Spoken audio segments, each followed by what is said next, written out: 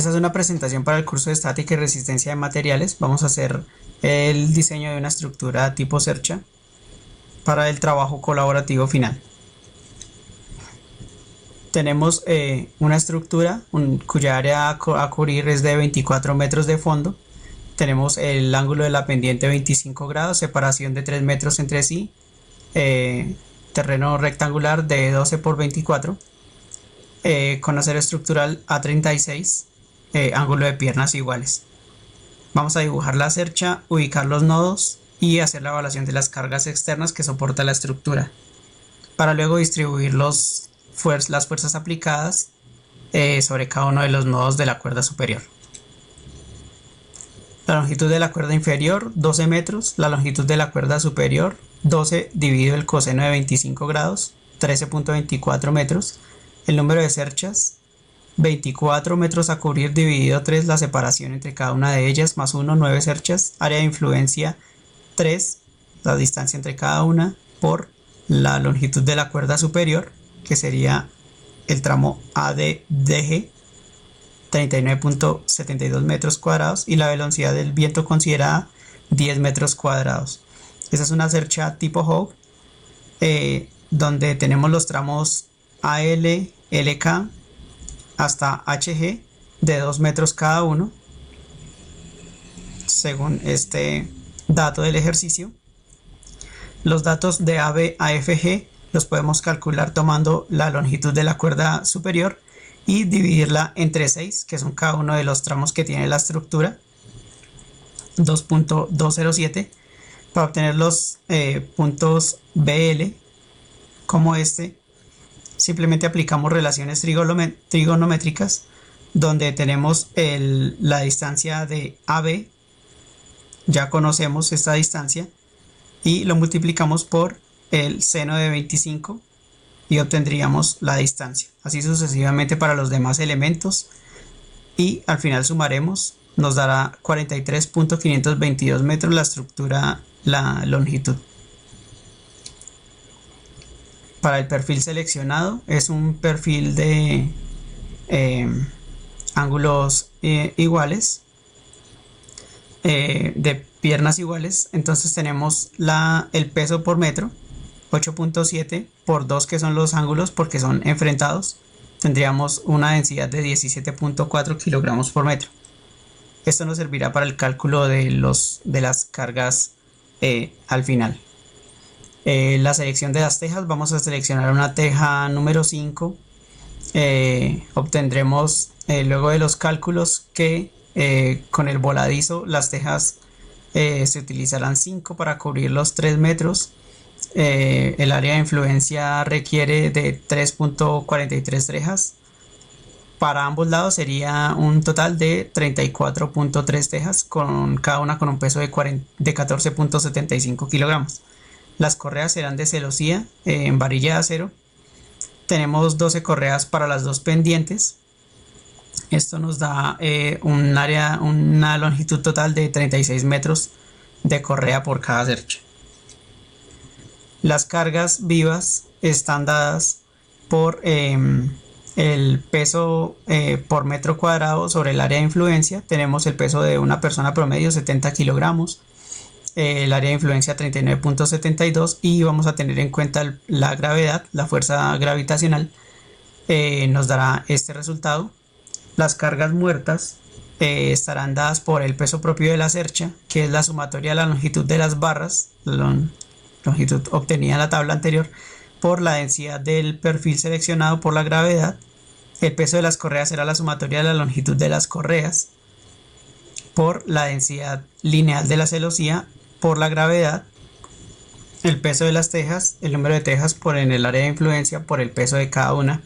Las cargas del viento tenidas en cuenta con la presión dinámica, donde las cargas muertas será la sumatoria de los valores anteriormente obtenidos, y la carga total será la sumatoria de las cargas vivas y las cargas muertas, dando un equivalente de 43.816.7 newtons. La distribución de las fuerzas en los nodos de la estructura se dividirá en 7, que son los nodos presentes en la cuerda superior, menos 1, se ubican 7.31 kilonewtons sobre cada uno de los nodos. Para los extremos se tendrá el valor 7.31 dividido en 2, 3.655 kilonewtons. En la fase 3 se pedía calcular las fuerzas internas en cada una de las barras de la cercha asignada por el método de nodos y se clasificarían como de tracción, compresión o fuerza nula. Aquí tenemos el cálculo de las reacciones para la cercha, donde se hace por sumatoria de fuerzas y de momentos. En X es igual a 0, para Y es AY más GY, que sería igual a 43.86 kilonewton, la sumatoria de las fuerzas, y podría dividirse en 2 y obtendríamos las fuerzas en los puntos AY y GY, las fuerzas internas. El método de nodos consiste en aplicar equilibrio de partículas. Por ejemplo, para el nodo A tenemos dibujado el diagrama. La sumatoria de fuerzas en Y sería 21.93 menos 3.655, que son las fuerzas aplicadas, más AB, la tensión AB, que es el punto que estamos buscando, por el seno de 25, eso sería igual a 0. Hacemos el despeje de la ecuación y tenemos una fuerza de compresión de menos 43.2 kilonewton. Luego vamos a la sumatoria de fuerzas en X, AL más AB por el coseno de 25. Reemplazamos con el valor que acabamos de obtener y tendremos la fuerza de tensión de AL, que es una fuerza de 39.191 kilonewtons. Para el nodo L tenemos la sumatoria de fuerzas en X, que son LK menos AL, la igualamos a 0, donde LK menos 39.191, que es la fuerza AL que acabamos de obtener, es igual a 0, nos daría una fuerza de tensión de 39, es la equivalente, y para Y es una fuerza nula. Así hacemos para los nodos, para los consiguientes nodos, identificando diagramas y fuerzas, y obtenemos que son gemelos la parte izquierda de la estructura con la derecha. Obtenemos las fuerzas y las vamos a clasificar cuando son negativas como de compresión, cuando son positivas como de tensión, y esta fuerza LVHF, que es 0, es un elemento de amarre. Para la siguiente fase nos pedían calcular los esfuerzos normales para cada una de las barras de la estructura asignada, clasificarlos nuevamente y presentar los valores de esfuerzo en una tabla resumen. También calculamos los factores de seguridad para cada una de las barras de la armadura seleccionada, y los elementos en tracción se verificarían bajo esfuerzo, los de compresión bajo carga crítica como columnas de Euler. Para el cálculo del esfuerzo normal, diseñamos nuevamente nuestra estructura. Tenemos la longitud de los elementos. Estos son aspectos que hemos venido trabajando en las fases anteriores: la tabla de los nodos gemelos, las fuerzas y la clasificación si son de tensión o compresión. Esto nos va a dar la pauta para definir el método de obtención. Para obtener el área del perfil y el esfuerzo normal, tenemos la tabla de referencia de mecánica de materiales de Beer Johnson. El área de perfil de piernas iguales para el ángulo que hemos tomado es bajo un área de 1120 milímetros al cuadrado. Es esta que tenemos acá. Y la fórmula para calcular el esfuerzo normal es esfuerzo admisible, que es igual a la fuerza sobre área. Nuestra tabla de esfuerzo normal o admisible en megapascales es el valor que hemos obtenido. La tendremos dada por la fuerza, el área del perfil, que como dijimos es este que hemos obtenido de la tabla, lo multiplicamos por 2 y tendremos un área de perfil convertida a metros cuadrados de 0.00224 metros.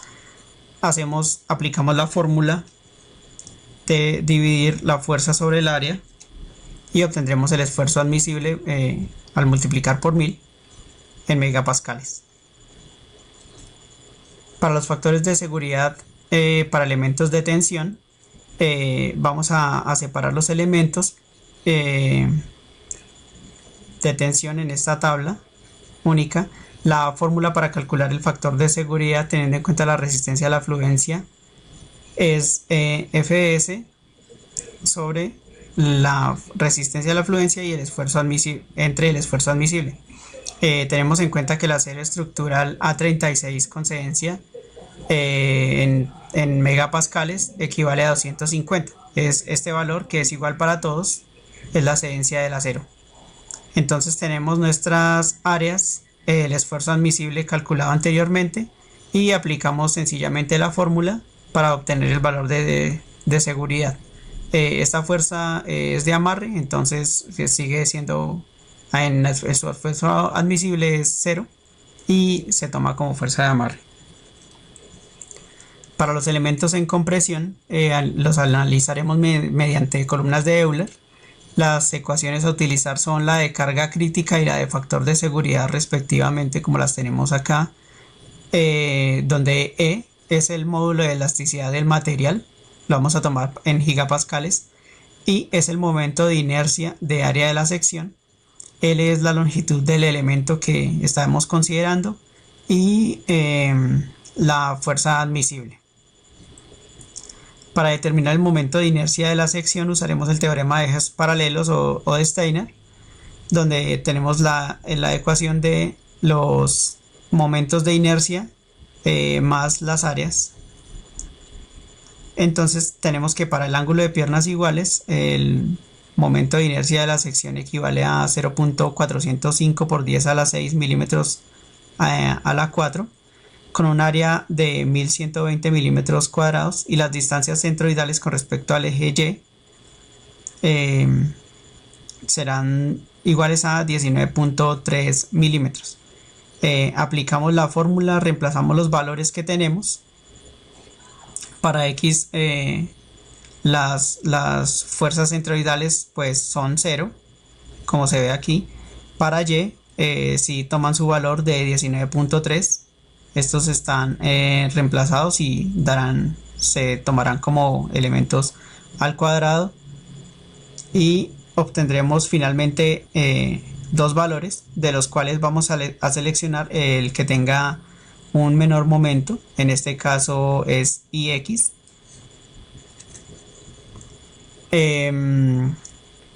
porque con él tendremos una carga menor. Este valor nos indica que el eje con respecto al cual se intentará pandear cada elemento, en principio, que está que se somete a compresión, son a lo largo del eje X los que primero se van a pandear. Los elementos con menor factor de seguridad van a ser los más propensos a fallar, y los elementos que tengan un mayor factor de seguridad, por ejemplo BK y FI, serán los menos propensos a fallar. Tenemos la tabla con los nodos, las fuerzas, la tensión o compresión. Aquí hemos separado las fuerzas de compresión, las hemos tratado como columnas de Euler. El área de los perfiles sigue siendo la misma. El módulo de elasticidad del material tenemos considerado bajo la dirección de la tabla que hemos mostrado anteriormente, la longitud de cada elemento, el momento de inercia que hemos calculado, hemos tomado el menor, la carga crítica, hemos reemplazado la ecuación anterior, los valores, y para factor de seguridad finalmente, ya con el dato de la carga crítica ya tenemos el factor de seguridad. Aquí tenemos la bibliografía usada para relatar este video tutorial, y agradecemos cualquier comentario y espero haya sido de su agrado.